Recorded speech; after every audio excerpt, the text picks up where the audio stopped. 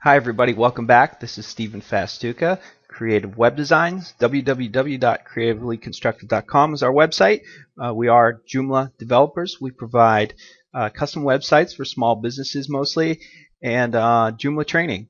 So today we want to continue our series Control, Power, and Freedom and help you learn how to use your Joomla website that's been set up for you. In later tutorials, we'll probably get into teaching people how to set up their Joomla websites, and give them a list of ideas and different templates and components that we really like. But that's further on down the road. Right now, this is mostly geared towards my clients and helping them make the most out of their web experience. So today we want to talk about tables and cells. What is a table and cell? What does that do for you? Tables and cells are a way of making your pages that give you way more control over each area of your page. All your pages have been set up for you, and a lot of thought goes into, let me click on this page here. I think it's our pricing page. A lot of thought goes into the layout of your pages, and some of them get pretty advanced, and this is where we need tables and cells. If you see this article here, it has these two different columns on it. Well, did I write additional articles or menu items and then space 50 times over and then try to line up the next one down under it? No, I didn't do that. I used tables and cells. So let's go ahead and jump right into it, and you'll see what I mean.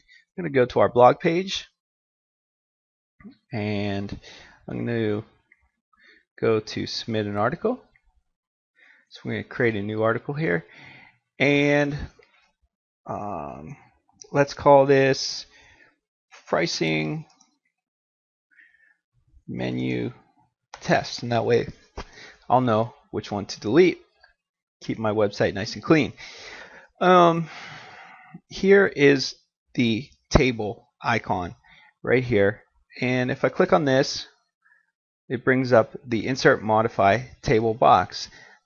Here is the article that I want to work with, or the text, and I'm looking for a way to make a pricing menu here, and we'll put in some prices as we go along. But I already know I got 1, 2, 3, 4, 5, 6 different lines here. So I know here is rows. I want 6. In columns, I'm going to want 2. I'm going to want one for the description of the product and one for the actual price. I could put in any number there. I could have any number of rows. I don't have to worry about any of these at this point.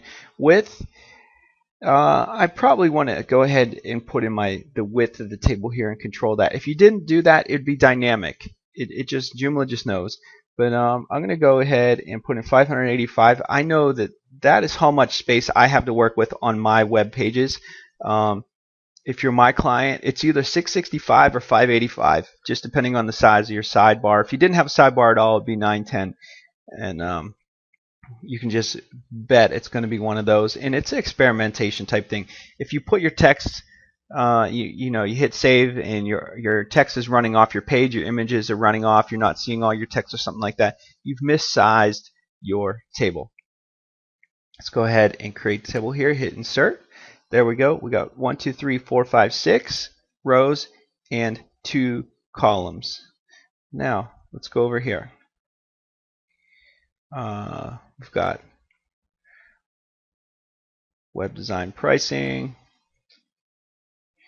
Oops, I'm always trying to do that. I'm always trying to copy and paste, and again, we can't do that. So I can copy from Notepad. I just have to hit Control V into here. It's a little bit tedious. Copy that. Bear with me here.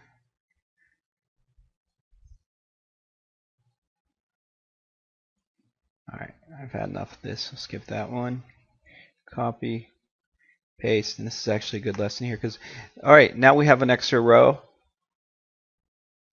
Most of the adjustments we're going to do on here, you can right click within each cell. So I can control each cell now within the entire table. We don't need this row anymore. Let's hit row, and there's all of our options here. Delete row. There we go. Now, what tables and cells allow me to do is control the justification within each cell. Now, this would be kind of the title of this chart that we're making here. And watch this.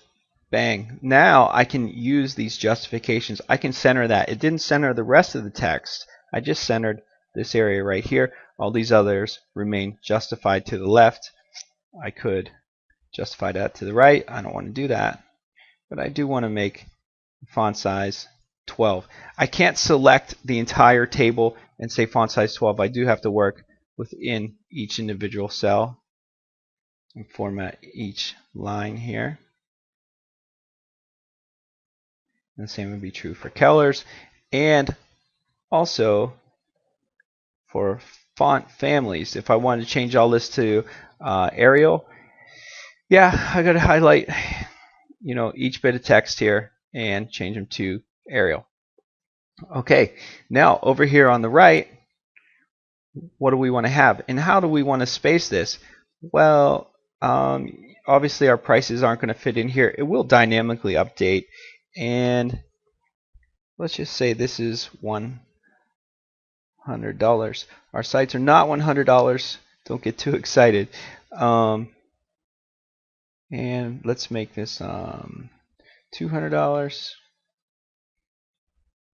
using the $. 200. And we'll make this one 300. And master your domain. That's kind of our slogan. That's not a pricing option there. So what I want to do first, I want this text here to be centered on my page. Let's check our time. Okay, 7 minutes in. Get rid of that. I want to merge these two cells. I'm going to highlight those two cells. I'm going to say cell, merge table cells. There we go. Now this is going to be perfectly centered on my page. Let's go ahead and make this a little larger since it is kind of the title of the table. There we go. And down here, master your domain. That's our slogan. We're going to merge those cells. Cell, merge table cells. I believe I could also go in here and say split, merge table cells. And basically I just split out the ones that I had just merged. But we'll go ahead and merge those back together. No idea what that was. So merge table cells. There we go. Hey, that was a new feature. I've never seen that one before. I'd like to see that again so I can figure out what it is. And as I said before, this is an advanced topic. If you're a client of mine, you don't have to mess with it. But if it's something you're interested in, go for it. Half of you probably already turned off this video. But if you are an aspiring web designer, you're definitely going to want to use tables and cells and finish watching this video. So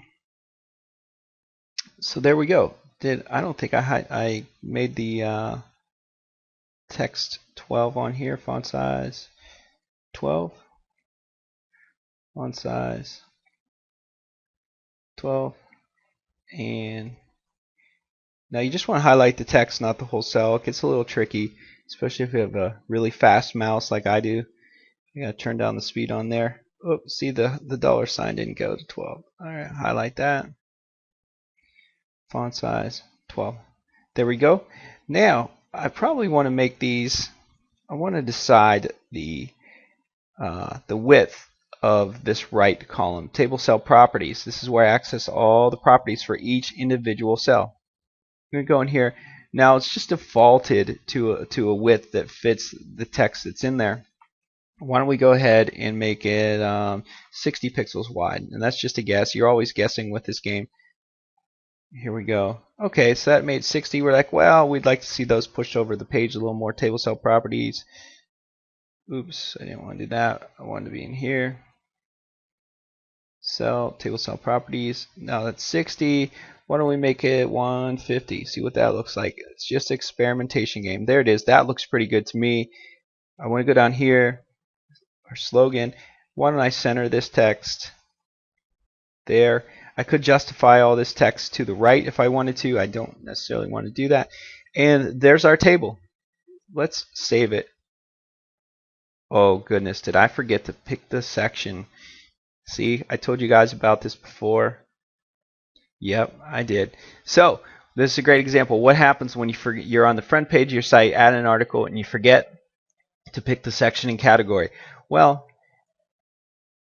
it goes into the back end of your site, and this is the administrative side of my site. I'm going to say reset this. We call that pricing menu test. There it is right on top.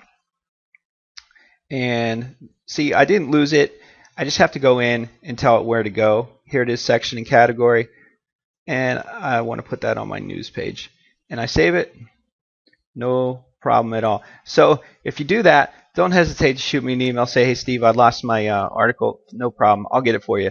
Your work is not lost. And anytime we do something in the back end, you got to reload, refresh your page here. Pricing menu test. There it is. We see how everything's centered really nice. Master your domain is down there. Something I want to do though is when you're using tables and cells, we see how this B is pushed right up against the cell there in the C. I don't really like that. I would like to see some more padding on here. And what I'm doing now is I want to edit the entire table, right? So I click on the table and you see this. Well, this says insert a new table, but I also know that it's going to allow me to edit the current table. I could insert a new table down here. If I wanted to add more, I could insert a totally separate table. Cell padding. Let's put a 5 in there. I generally use 5. Well, for demonstration purposes, let's put 15 so you can see it. 15 pixel padding on everything. There you go. Now that really spaced things out for us, and what it did was it pulled this B off to the side there. Pulled our $sign off of this bar, and it's just kind of, when you experiment with it, you'll see it just looks way better than having everything butted up against the side there. So there we go. I'll go back and change that to 5 pixels padding though. Click on the table. Now I could click anywhere on that table. You know, remember this is our original table properties, and cell padding. Set that to 5.